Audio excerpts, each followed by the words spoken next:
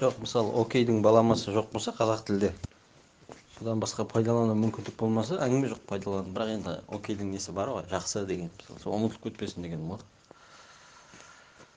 Өзге тілдің бәрін өз тіліңді құрметте дейді. Бірінші өз тіліңді құрметтей алу керек, содан кейін қанша тілді білсең де өзің білесің деп тұр ғой. Ол тіл білгенге,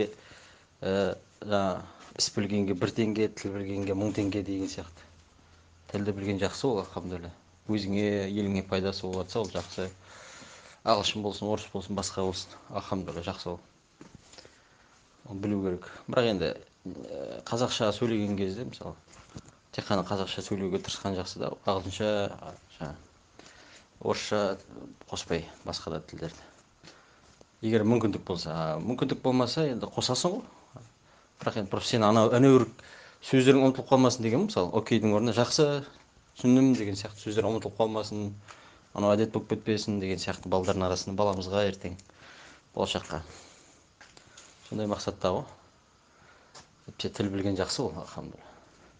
Араб тіліне келетін болса, ол араб тілі ол деген ақыретке жеткізетін тіл, оған әңгіме айтылмайды ол. Құранның тілі болғандықтан. Одан араб тілінен қасиетті тіл жоқ.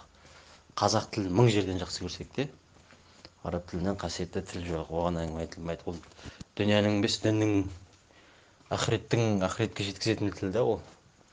Мына дүнияның тілдері, алхамдулилля, үйренсең жақсы. Бірақ енді былай қалыпты жағдайда өзіміздің арамызда қазақ тілі сөйлеген кезде таза қазақша сөйлеуге тырысу керек та. Басқа тілдерді қоспай. Мана жоғарыда айтқандай қосуға мүмкіндік болса, әрине, мүмкіндік болмаса ол кешірімді ғой.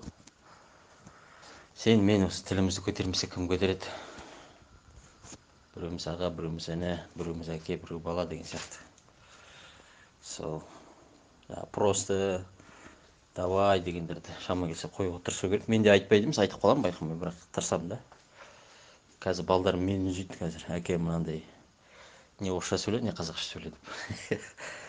Өткені сөйтіп тәрбиеледік та, алхамдулилля. Сол бауырым. Аман бол.